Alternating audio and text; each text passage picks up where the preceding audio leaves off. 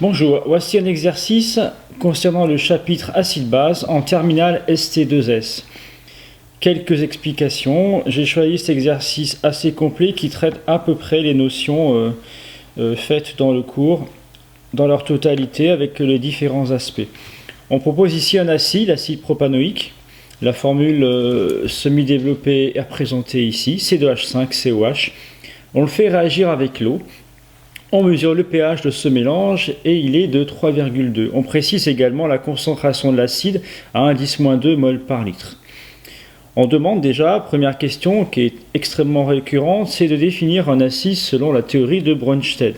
Alors déjà, première chose, en général, les acides carboxyliques sont faibles. Donc si vous tombez sur un cas comme celui-ci, où il y a le groupe caractéristique carboxylique COH, déjà, on peut présupposer qu'il est faible. Pour définir un acide selon Brønsted, dans la question 1, ici présente, on définit un acide en disant simplement que c'est une espèce chimique, j'écris un petit peu en abrégé, qui, dans son milieu de réaction, permet de libérer un ou plusieurs protons. Donc on peut dire, dans une définition assez générale, un acide selon la théorie de Brønsted est une espèce chimique capable de céder un ou plusieurs protons. Nous appelons ça les ions H+. On demande ensuite d'écrire son équation avec l'eau. Alors un acide dans l'eau, c'est une réaction acido-basique. Quand on écrit une équation acido-basique, il faut deux couples. Donc on va retrouver le couple de l'acide propanoïque et le couple de l'eau. Alors si j'écris la demi-équation, puisqu'en fait pour trouver les couples, des fois on ne connaît pas les bases conjuguées ou les acides conjugués. Pour trouver ça sans trop de soucis, on écrit toujours les demi-équations. Donc l'acide propanoïque, c'est un acide, on met un égal, il libère donc un proton, H+, et pour trouver sa base conjuguée, en imaginant qu'elle ne soit pas donnée, il suffit de compléter en équilibrant l'équation, aussi bien sur les atomes que pour les charges. Donc on voit que j'ai C2H5COH, à droite C2H5COO, il y a le H+, et on voit que pour équilibrer les charges, puisqu'ici il n'y a aucune charge, il suffit de placer un moins. Ainsi, on a trouvé sa base conjuguée à cet acide propanoïque. Très bien. Il s'agit de le mettre dans l'eau. Donc en seconde demi-équation, j'écris l'eau, qui est également un réactif, donc je le mets à gauche, je mets un égal, et l'eau ici, puisqu'elle peut réagir avec un acide, agit donc comme une base. Donc ici, l'eau en tant que telle est une base. Bien, une base capte un proton d'après la théorie de Brønsted, et on voit aisément que H2O plus H3O plus ne peut donner que H3O plus ici. D'accord ? Ainsi, on a trouvé l'acide conjugué de l'eau. L'eau en tant que base, évidemment. D'accord ? Donc, si on doit écrire les couples, je peux écrire ça sur la gauche. Ici, premier couple, C2H5, COH, un slash, C2H5, CO-. Premier couple. Le second couple, alors attention, H2O est une base ici, et H3O+, son acide conjugué. On a donc les deux couples en présence. Je souligne les réactifs. C'est pour cette raison que j'ai mis ces deux réactifs-là à gauche. Les demi-équations, on les écrit avec un égal, attendu qu'on peut les écrire dans les deux sens, tout dépend le contexte. Pour avoir l'équation acido-basique complète, je n'ai plus qu'à additionner, en notant au passage que les protons s'en vont, en égalisant l'équation. Donc on a l'acide propanoïque dans l'eau, ça nous donne l'ion propanoate, sa base conjuguée, plus H3O+. Et voici donc l'équation acide-base complète. À noter qu'un acide dans l'eau se transforme toujours en sa base conjuguée et en l'ion oxonium, c'est son nom, H3O+. Justement, à propos de cet ion, on demande sa concentration.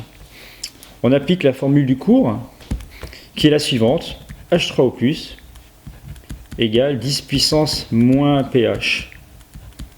Connaissant le pH du mélange, qui fait ici 3,2, on peut trouver la concentration H3O+, qui devrait faire à peu près dans les 6,3, 10 moins 4. On n'omet pas l'unité, c'est toujours en mol par litre.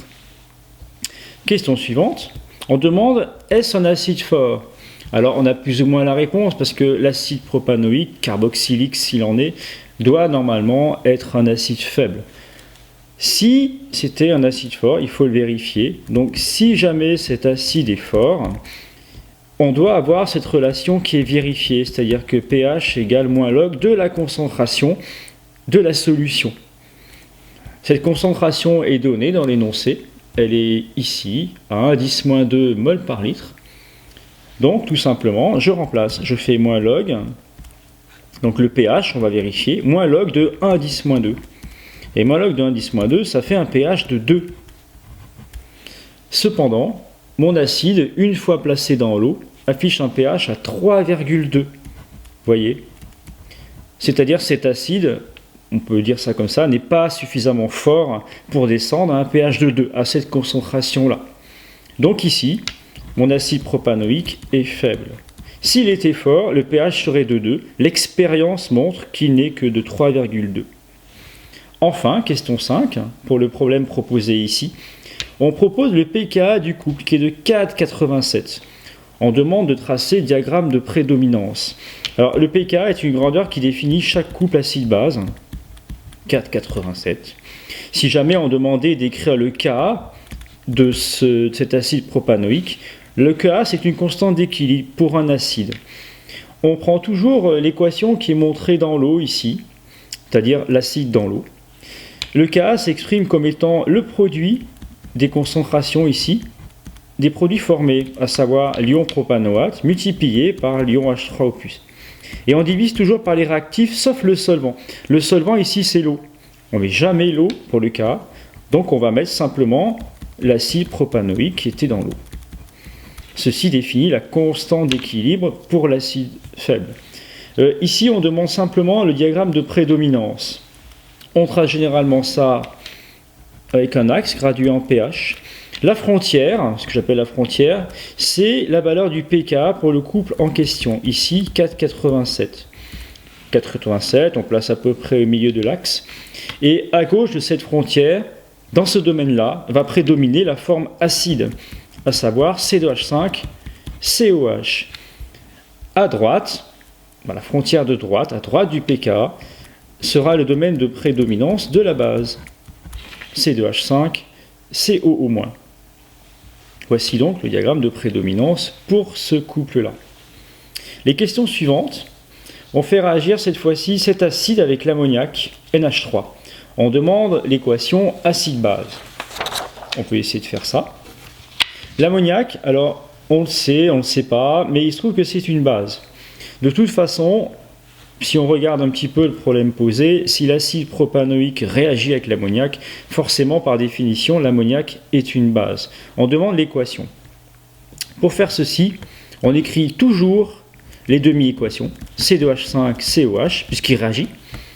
Ça donne sa base conjuguée, l'ion propanoate, C2H5CO-, plus H+.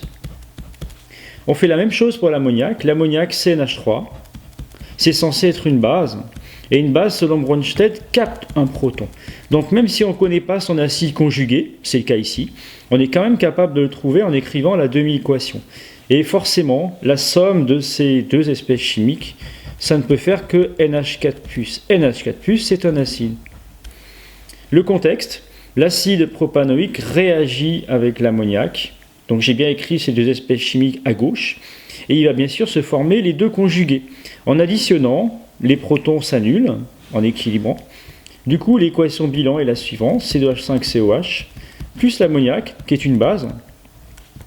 Cela nous donne l'ion éthanoate, qui est basique, et l'ion ammonium, NH4+, qui lui est un acide. Voici donc l'équation de l'acide propanoïque faible avec l'ammoniac. C'est une réaction acide-base. Toujours deux demi-équations et donc deux couples. Le couple de l'ammoniac, au passage, même s'il n'est pas demandé, sera le suivant, NH4+/ NH3. NH3 est une base, son acide conjugué, c'est l'ion ammonium, NH4+. Dernière question. On veut le diagramme de prédominant de tout cela. Et on veut savoir l'espèce prédominante. On peut faire ça assez rapidement. Un axe, le pH. On peut tout de suite placer la frontière de 4,87 de tout à l'heure. À gauche, c'était l'acide propanoïque. À droite, l'ion propanoate. Il faut placer le second couple. Le second couple, c'est l'ammoniac. Le pKa est donné. Le pKa de l'ammoniac, c'est 9,2. On peut le placer par ici.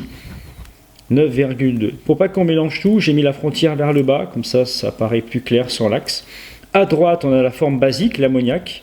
À gauche, on a la forme acide, NH4+. Voilà. Le domaine de NH4+, s'étend de là jusqu'au début. Le domaine de C2H5CO- commence ici et s'étend jusqu'à la fin. Ce mélange, c'est-à-dire l'ammoniac et l'acide propanoïque, on a mesuré son pH. Il est mesurable à 8. On demande à ce moment-là l'espèce prédominante. Je me mets à pH 8, on va dire que c'est à peu près ici. Le pH, il vaut 8. Et on demande l'espèce prédominante. Or, à ce pH-là, on remarque qu'on est dans le domaine de deux espèces chimiques.